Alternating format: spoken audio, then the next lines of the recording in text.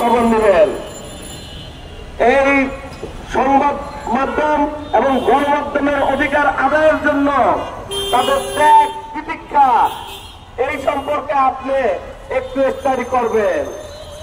আপনি এখানে সুযোগে এসে সুযোগ সন্ধানের মতো এমডি নিয়োগ পেয়েছেন, আর আপনি এখানে বসে বসে তাল মার্কা কথা বলেন, এইসব আপনি অবিলম্বে বন্ধ করুন। আমি বলবো আপনি সম্মানে, আসলে আপনার সম্মানই নাই। আপনি একটা নির্লজ্জ বেশরম মানুষ।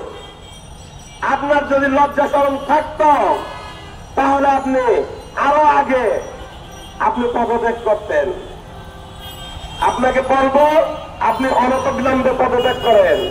আর আপনি এই আমাদের সাংবাদিক নেতৃবৃন্দের বিষয় যেসব উদ্দেশ্যপূর্ণ স্ট্যাটাস এবং কথাবার্তা বলতেছেন সেগুলো বন্ধ করুন। এই স্ট্যাটাস ডিলিট দিন এবং অবিলম্বে আমার নেতৃবৃন্দের কাছে আপনি ক্ষমা চান।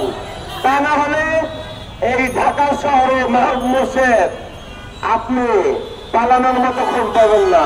আপনি আপনার দিদির সাথে একটু যোগাযোগ করেন, শেখ হাসিনার সাথে যোগাযোগ করেন, কিভাবে ইন্ডিয়া পালিয়ে যাবেন। আপনি খুব অনতিবিলম্বে আমার নেতৃবৃন্দের কাছে ক্ষমা যান। সবাইকে ধন্যবাদ। বাংলাদেশ জিন্দাবাদ। সরকার মুক্ত করেছে 5ই আগস্টের পরে স্বৈরাচারকে হার মানিয়ে বাংলাদেশ সংবাদ সংস্থা বাহিনীর এমডিকে পদায়ন করেছেন।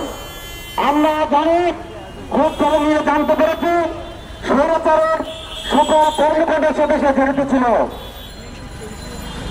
তারপরে স্বাধীন দেশে ওই ধরনের স্বৈরাচারকে কেন লিড দিয়েছে, আজকের এই প্রোগ্রাম থেকে আমরা জানতে চাই। আমরা এই পূর্বে আলটিমেটাম দিয়েছিলাম, এই আলটিমেটামের পরে সরকার